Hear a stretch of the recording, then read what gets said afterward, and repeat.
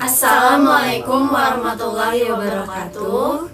Kami dari kelompok 3 di sini akan membahas mengenai proyek UTS Statistika Deskriptif dan Pengolahan Data dengan dosen pengampu Revani Noviasi Boro, Sarjana Pendidikan Magister Manajemen. Sebelumnya izinkan kami memperkenalkan diri terlebih dahulu.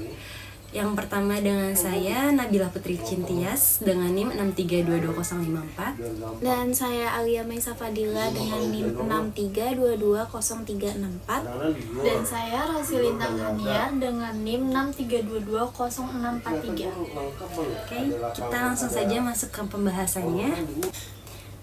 Dalam kehidupan sehari-hari, data sangatlah penting dalam berbagai bidang seperti pemerintahan, pendidikan, penelitian, dan lain-lain. Ini diperlukan untuk mengetahui berapa banyak data yang diperoleh, bagaimana menginterpretasikannya, menganalisis masalah yang dihadapi, mempresentasikannya, dan memberikan informasi. Ilmu statistika adalah cara untuk melakukan semua itu. Statistika adalah pengetahuan yang berhubungan dengan cara-cara, pengumpulan, dan pengolahan data. Penarikan serta pembuatan keputusan yang cukup beralasan berdasarkan fakta. Berbeda dengan statistik. Dalam KBBI menyatakan statistik adalah data berupa angka yang dikumpulkan, ditabulasi, digolong-golongkan sehingga dapat memberi informasi yang berarti mengenai suatu masalah atau gejala. Jadi, statistik adalah produk jadi statistika. Oleh karena itu, statistika harus dipahami oleh semua orang. Apapun bidang yang mereka minati, semua program studi harus memiliki mata kuliah statistika. Karena memang sangat penting untuk membantu dalam memahami dan mengkaji apa yang mereka pelajari. Selanjutnya akan dijelaskan oleh Rosilintang Haniar. Selanjutnya saya akan menjelaskan mengenai pengertian tentang distribusi frekuensi. Distribusi frekuensi adalah representasi jumlah observasi dalam interval tertentu dalam grafik atau tabel. Ukuran interval bergantung pada data yang dianalisis dan tujuan analisis. Interval harus eksklusif dan lengkap. Untuk statistik, distribusi frekuensi biasanya digunakan. Dan selanjutnya tujuan distribusi frekuensi ini adalah memudahkan analisis data, menyederhanakan data, memvisualisasikan data. Untuk jenis distribusi frekuensi ini ada dua, yaitu numerikal dan kategorikal.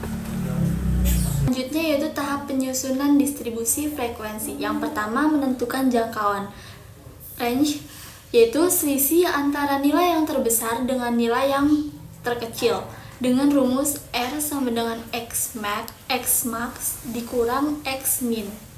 Yang kedua, menentukan banyaknya kelas dengan mempergunakan rumus Targis, yaitu K sama dengan 1 plus 3,3 log N, di mana K itu adalah banyaknya kelas dan N adalah jumlah data yang diobservasi. Yang ketiga, menentukan interval kelas, yaitu I sama dengan R per K. Yang keempat, menentukan batas-batas kelas. Dan yang terakhir, menentukan titik tengah dengan rumus MI dalam kurung BBK minus BAK dibagi 2. Selanjutnya yaitu penyajian distribusi frekuensi. Macam-macam penyajian distribusi frekuensi antara lain yaitu dengan menggunakan histogram dan poligon dan diagram batang atau diagram lain.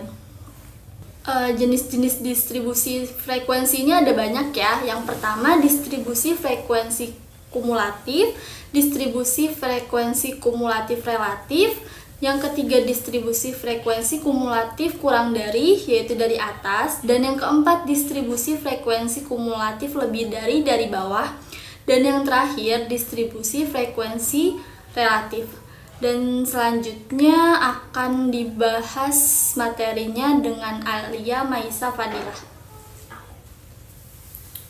Selanjutnya saya akan menjelaskan tentang ukuran pemusatan data. Yang pertama ada rataan hitung atau MEAT. Mean atau biasa disebut dengan rata-rata adalah jumlah dari semua nilai data dibagi dengan banyaknya data. Untuk rumusnya ada X bar sama dengan 1/n sigma n I sama dengan 1 XI. Keterangannya X bar sama dengan rata-rata hitung, XI sama dengan nilai sampel ke I, N sama dengan jumlah sampelnya. Selanjutnya ada nilai tengah atau median. Median merupakan nilai yang diperoleh dari membagi data menjadi dua bagian yang sama. Akan tetapi, pencarian nilai dari pembagian data ini harus mengurutkan data tersebut terlebih dahulu. Median tunggal genap sama dengan ME sama dengan X N per 2 ditambah X dalam kurung N per 2 ditambah 1 tutup kurung 2. Keterangan ME sama dengan median, X sama dengan data urutan ke I, N sama dengan banyaknya data. Lalu ada rumus median tunggal ganjil, ME sama dengan X dalam kurung N tambah 2 tutup kurung 2. Keterangan ME sama dengan median, X sama dengan data urutan ke I, N sama dengan banyaknya data. Dan selanjutnya ada rumus median data berkelompok, yaitu ME sama dengan TB dalam kurung setengah 1/2 N dikurang F kum tutup kurung dikali I L FM. Untuk keterangannya, TB adalah tepi bawah kelas median dikurang 0,5, LFM sama dengan frekuensi sebelum kelas median, Fkum sama dengan jumlah frekuensi sebelum kelas median. Selanjutnya ada modus. Modus adalah nilai yang paling banyak muncul dalam suatu deret nilai. Ukuran pemusatan data modus terbagi menjadi data tunggal dan berkelompok. Lalu selanjutnya ada kuartil. Kuartil atau dalam bahasa Inggris disebut kuartil adalah nilai yang membagi kumpulan data yang terurut menjadi 4 bagian yang sama. Terdapat 3 kuartil yang ditemukan dalam sebuah set data, yaitu kuartil 1 Q1, kuartil 2 Q2, kuartil 3 Q3. Dan untuk rumusnya QI sama dengan XI buka kurung N tambah 1 tutup kurung dibagi 4. Untuk keterangan I-nya itu bisa 1, 2, 3. Lalu ada jangkauan. Jangkauan atau range ialah perbedaan antara nilai data paling besar dan paling kecil. Untuk rumusnya, rumus jangkauan R sama dengan X maksimal dikurang X minimal. Keterangannya R itu melambangkan range atau jangkauan, X maksimal itu nilai data terbesar, X minimal itu nilai data terkecil. Selanjutnya ada jangkauan antar kuartil. Jangkauan antar kuartil adalah jangkauan antar kuartil dan rentang semi interkuartil.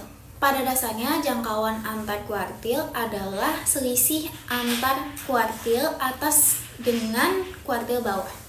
Rumusnya adalah QD sama dengan 1/2 buka kurung Q3 dikurang Q1 tutup kurung. Lalu selanjutnya ada simpangan kuartil, salah satu teknik statistik yang dapat digunakan untuk mengukur variabilitas atau penyebaran data dalam kumpulan data adalah simpangan kuartil. Rumus simpangan kuartil sama dengan Q3 dikurang Q1. Dan yang terakhir ada keruncingan. Kita menggunakan istilah kemiringan dan keruncingan atau kurtosis untuk menggambarkan karakter distribusi data. Makin runcing suatu kurva, maka makin kecil simpangan baku sehingga data semakin mengelompok. Untuk rumusnya ada alfa 4 sama dengan 1/2 dalam kurung Q3 dikurang Q1 per P90 dikurang P10. Untuk keterangannya, jika alfa 4 sama dengan 0,263 keruncingan data mesokurtosis. Lalu kalau alfa 4 kurang dari 0,263 keruncingan datanya adalah platykurtis. Lalu yang terakhir alfa 4, jika alfa 4 lebih besar daripada 0,263 keruncingan datanya adalah leptokurtis. Selanjutnya akan dijelaskan oleh Rosi Lintang Hania. Di sini saya akan membahas studi kasus yang pertama, yaitu buatlah tabel distribusi frekuensi dari data sebagai berikut. Dan yang pertama, mengurutkan data dari yang terkecil ke yang terbesar. Jadi kita harus mengurutkan dulu ya teman-teman, data dari yang terkecilnya dulu, terus ke terbesar. Nah, setelah data tersebut telah diurutkan, kedua, menentukan jangkauan range dari data dengan rumus jangkauan sama dengan data terbesar dikurangi data terkecil. Nah, setelah kita mengurutkan tadi, kita sudah menemukan data terbesar ini tuh 90 ya, sedangkan data terkecilnya itu 30. Jadi, 90 dikurangin 30 sama dengan 60. Setelah menentukan itu, kita lanjutin langkah selanjutnya ya, yaitu menentukan banyaknya kelas. Banyaknya kelas dapat ditentukan dengan rumus Tragis, yaitu K sama dengan 1 plus 3,3 dikali logaritma N, di mana N-nya itu banyaknya kelas ya. Jadi, 1 plus 3,3 dikali logaritma 100. Nah, logaritma 100 ini itu 2 ya. Jadi, selanjutnya 1 plus 3,3 dikali 2. Kita hitung perkaliannya dulu ya teman-teman. Jadi 3,3 dikali 2 sama dengan 6,6. Selanjutnya 1 plus 6,6 sama dengan 7,6. Jadi kita sudah menentukan banyaknya kelas itu 7,6 ya.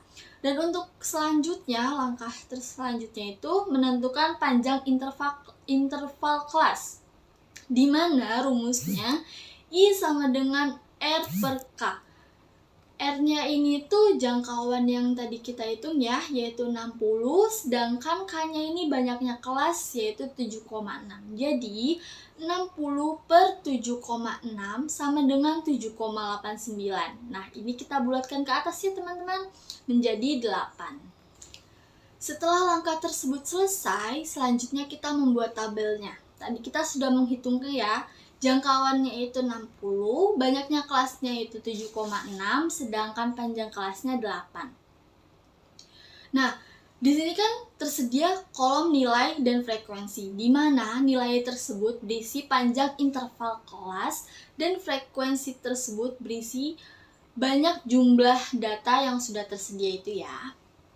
Jadi, banyaknya kelas bisa kita hitung ada 7 baris ya teman-teman, sedangkan panjang kelas kita bisa lihat dari data yang sudah kita urutkan tadi dari nilai terkecilnya.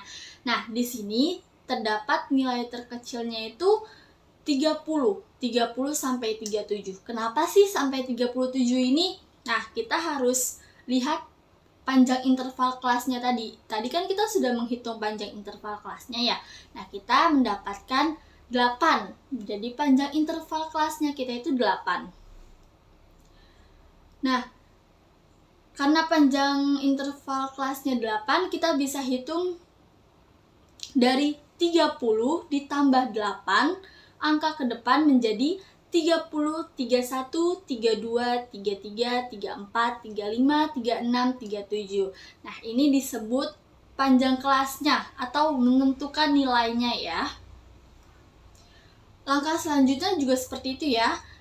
Setelah 37 kita mendapatkan 38 sampai 45. 38 ditambah 8 angka berikutnya yaitu 38, 39, 40, 41, 42, 43, 44, 45. Nah, dan langkah selanjutnya seperti itu ya, sama teman-teman. Nah, setelah kita menentukan nilainya itu, kita menentukan nilai frekuensinya. Jadi, nilai frekuensinya ini kita bisa dapat dari 30 sampai 37. Jadi, banyaknya angka atau banyaknya data dari 30 sampai 37 ini berapa ya? Di 30 kita bisa lihat dari tabel itu ya teman-teman, yang tadi kita sudah urutkan pertama itu loh. Nah, kita di sini urutannya itu yang terkecil ini 30 ya, 30, 45, 45. Jadi frekuensinya itu bisa kita lihat 30 kita coret. Jadi frekuensi untuk 30 sampai 37 ini 1 ya. Dan selanjutnya ini 38 sampai 45. Kita bisa lihat ya, berarti di sini kan kita urutnya 30, 45, 45, 49 sama 50 ya. Jadi 45-nya ini kita coret. Di sini 45-nya ada 2. Jadi frekuensi dari 38 sampai 45 itu 2. Begitu seterusnya ya teman-teman. Setelah kita menentukan tabel distribusi frekuensinya, selanjutnya kita membuat histogram distribusi frekuensinya sebagai berikut ya. Dan selanjutnya yaitu tabel distribusi frekuensi kumulatif. Caranya hampir sama seperti yang tabel distribusi frekuensi ya teman-teman. Jadi nilai dan frekuensinya itu sama dengan tabel distribusi frekuensi. Tapi kita ada penambahan kolom yaitu frekuensi kumulatifnya, di mana frekuensi kumulatifnya bisa kita hitung dari nilai frekuensi itu. Jadi yang pertama nilai frekuensinya itu kan 1 ya. Nah, yang kedua itu nilai frekuensinya 2. Jadi, untuk mengisi kolom frekuensi kumulatif ini 1 ditambah 2, 3, selanjutnya 3 ditambah 6 menghasilkan 9, dan 9 ditambah 8 menghasilkan 17. Begitu seterusnya ya teman-teman. Jadi kita hanya menambahkan frekuensinya ini untuk mengisi frekuensi kumulatifnya ya. Dan kita bisa lihat histogram distribusi untuk frekuensi kumulatif ini sebagai berikut ya. Untuk selanjutnya kita membuat tabel distribusi kumulatif lebih dari dengan rumus TB sama dengan BB dikurangin 0,5. Nah, ini kita dapetin dari data sebelumnya ya teman-teman, dari data tabel distribusi frekuensi ini. Dimana tepi bawahnya ini 30. Jadi 30 dikurangin 0,5 itu menghasilkan 29,5. Dan selanjutnya 38 sampai dengan 45, di mana tepi bawahnya ini 38 dikurang 0,5 menghasilkan 37,5. Begitu seterusnya ya teman-teman. Dan untuk menentukan nilai frekuensi kumulatif lebih darinya ini berapa sih? Nah, di sini untuk menentukan frekuensinya itu kita bisa lihat dari tabel distribusi frekuensi sebelumnya ya teman-teman. Jadi nilai lebih dari 29,5 ini tuh berapa sih? Jadi kita totalin semua ya. Untuk nilai lebih dari 29,5 ini 1 ditambah 2 ditambah 6 ditambah 8 ditambah 30 ditambah 38 ditambah 14 ditambah 1 menghasilkan 100. Jadi nilai frekuensi lebih dari untuk 29,5 ini 100. Dan selanjutnya untuk lebih dari 37,5 ini berapa sih? Nah, untuk menentukan frekuensi dari 37,5 ini 2 ditambah 6 ditambah 8 ditambah 30 ditambah 38 ditambah 14 ditambah 31 menghasilkan 99. Dan untuk selanjutnya lebih dari 45,5 itu kita lihat frekuensi sebelumnya seperti tadi ya.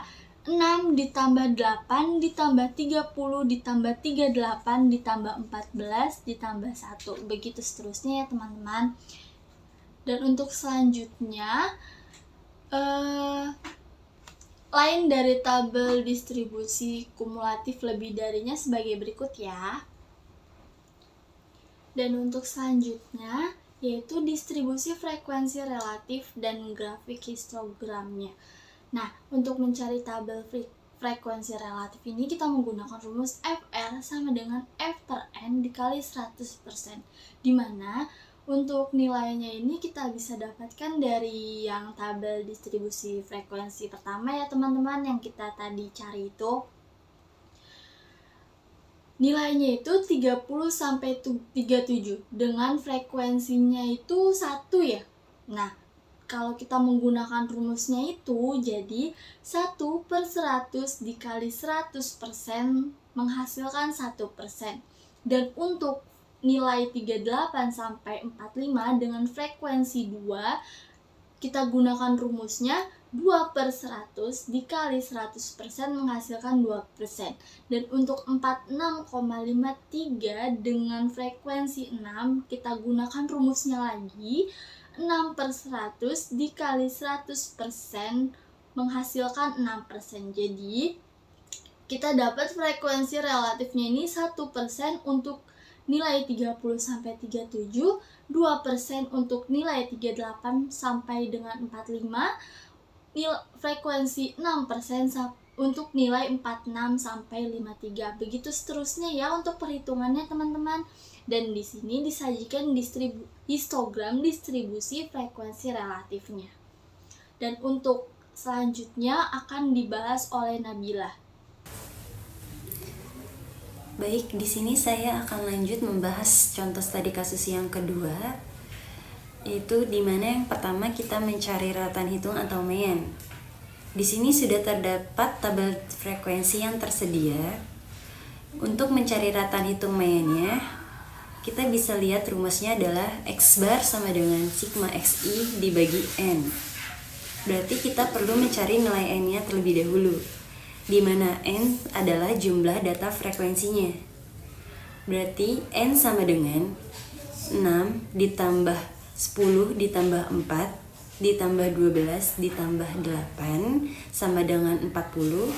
Maka kita dapat nilai N-nya sama dengan 40. Setelah itu kita cari sigma XI-nya dengan cara kita kalikan nilai dengan frekuensinya, yaitu sigma XI sama dengan buka kurung 4 dikali 6 tutup kurung ditambah 5 dikali 10 tutup kurung. Begitu selanjutnya kita tambah dan kalikan semua data yang tersedia, kita dapat di sini 246. Setelah kita dapat nilai N dan sigma XI-nya, kita masuk ke rumus, yaitu sigma XI dibagi N-nya. Jadi X bar sama dengan 246 dibagi 40. Maka didapat nilai X barnya adalah 6,15. Setelah itu kita lanjut mencari nilai tengah atau median dari data tabel frekuensi tersebut. Rumus untuk mencari nilai tengah atau median adalah 1/2 buka kurung XK ditambah XK plus 1 tutup kurung. Kita masukkan lagi ke rumus MET sama dengan 1/2 40.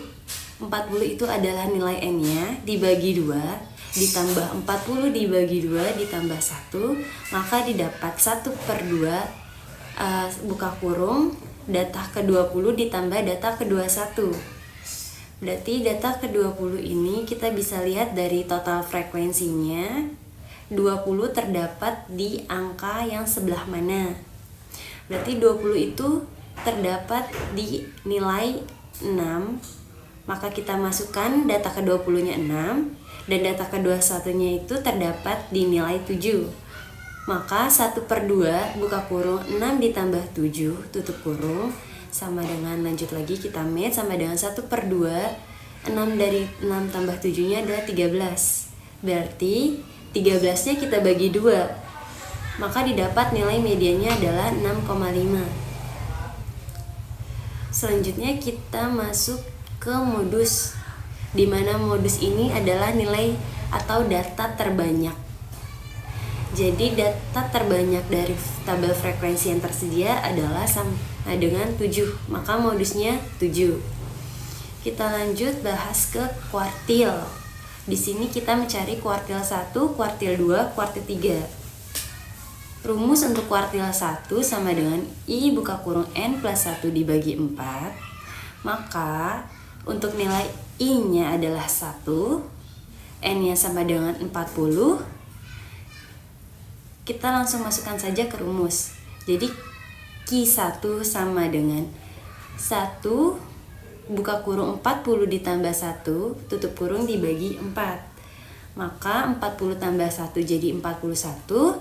41 dikali 1 sama dengan 41. Setelah itu kita bagi 4. Jadi 41 dibagi 4 sama dengan 10,25. Kita bulatkan saja. Karena di belakang koma adalah 2, kita bulatkan ke bawah jadi 10. Ini belum nilainya ya teman-teman. Ini masih letak datanya. Jadi letak datanya berada adalah 10. Letak data beradanya 10, maka kita lihat di sini total frekuensi 10 itu berada di angka nilai yang berapa. Di sini nilai 10 adalah 5. Jadi Q1-nya sama dengan 5. Lanjut ke Q2-nya. Kita pakai data yang sama, kita ubah saja di nilai I-nya jadi 2. Jadi Q2 sama dengan 2 buka kurung 40 tambah 1 dibagi 4. 4 satunya kita kali 2. Setelah kita kali lalu kita bagi 4. Didapatlah hasil 82 bagi 4 sama dengan 20,5. Kita bulatkan kembali menjadi 21. Itu menjadi letak dari nilainya. Didapat berarti kita bisa tentukan nilai kuartil 2-nya yaitu 7. Setelah itu kita masuk ke kuartil 3. Kuartil 3 itu sama dengan 3 buka kurung 40 ditambah 1 dibagi 4. Yang berarti kita tambahkan terlebih dahulu 40 ditambah 1. Setelah kita tambah berarti lanjut kita kali 41 kali 3. Sudah kita dapat nilainya nih 123. Lalu kita bagi 4. Kita dapatlah nilai kuartil 3-nya sama dengan 30,75. Kita bulatkan kembali menjadi 31. Jadi 31 letak datanya, maka kita dapat nilai kuartil 3 itu sama dengan 7. Setelah itu kita akan mencari jangkauan atau rentang, di mana rumusnya adalah range sama dengan data besar dikurang data kecil. Kita bisa lihat data terbesarnya dari tabel frekuensi sebelumnya adalah 8 dan data terkecilnya adalah 4. Maka 8 dikurang 4 sama dengan 4. Jadi range-nya kita dapat 4. Setelah itu kita bahas mengenai jangkauan antar kuartil atau rentang antar kuartil, di mana rumusnya adalah rentang antar kuartil atau RAK sama dengan kuartil 3 dikurang kuartil 1. Kita sudah mencari kuartil 3 dan kuartil 1 sebelumnya, di mana kuartil 3-nya adalah 7 dan kuartil 1-nya adalah 5. Kita masukkan saja langsung datanya. Jadi 7 dikurang 5 sama dengan 2. Didapatlah rentang antar kuartilnya sama dengan 2. Oke, kita lanjut ke pembahasan mengenai simpangan kuartil. Di sini rumus simpangan kuartil adalah SQ sama dengan 1/2 buka kurung kuartil 3 dikurang kuartil 1. Kita sudah cari tadi di data sebelumnya kuartil 3 dan kuartil 1. Kita langsung masukkan saja kembali ya teman-teman. Jadi 1/2 buka kurung kuartil 3-nya sama dengan 7. Kita masukkan 7 dikurang kuartil 1-nya sama dengan 5. Kita masukkan saja 5. Jadi 7 dikurang 5 sama dengan 2. Lalu kita bagi saja 1/2. Berarti 2 dibagi 2. Maka hasilnya sama dengan 1. Kita dapatlah simpangan kuartilnya sama dengan 1. Baik, selanjutnya akan dijelaskan oleh Alia Maisa Fadilah. Selanjutnya kita akan masuk ke dalam studi kasus ketiga, yaitu tentukan keruncingan kurva dari data 2, 3, 6, 8, dan 11. Lalu informasi lainnya, X bar yang diminta di sini adalah 6 dan S sama dengan 3,67. Sedikit keterangan tambahan, kriteria keruncingan kurtosis yang diminta di sini adalah alfa 4. Jika kurang dari 3, maka dikatakan distribusi platikurtik. Jika alfa 4 lebih dari 3, dikatakan sebagai distribusi leptokurtik. Dan jika alfa 4 sama dengan 3, distribusinya adalah mesokurtik. Selanjutnya, diketahui di sini N atau jumlah data yang ada adalah 5 data. X bar yang diminta adalah 6, S sama dengan 3,67, lalu S pangkat 4 3,67 dipangkatkan 4 sama dengan 181,4. Lalu selanjutnya dapat dilihat di sini kita telah membuat tabel untuk menentukan XI dikurang X bar, XI dikurang X bar di pangkat 4. Untuk yang nantinya data itu akan dipakai atau dimasukkan ke dalam proses pengerjaan penentuan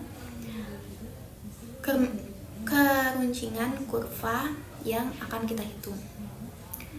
Masuk ke dalam rumusnya, alfa 4 sama dengan dalam kurung 1 per N sigma dalam kurung XI dikurang X bar pangkat 4 dibagi S pangkat 4. Bawahnya, alfa 4 sama dengan dalam kurung 1 per 5 dalam kurung 978 tutup kurung dibagi 181,4. Di bawahnya lagi, alfa 4 sama dengan 195,6 dibagi 181,4 sama dengan 1,078. Karena hasil alfa 4 sama dengan 1,078, maka dikatakan hasilnya adalah alfa 4 lebih kecil dibandingkan 3, yang menjadikannya keruncungan kurvanya adalah distribusi platikurtik atau tumpul. Sekian materi dari kami. Apabila terdapat kekurangan, mohon dimaafkan. Terima kasih banyak atas kesempatannya pada kali ini. Wassalamualaikum warahmatullahi wabarakatuh.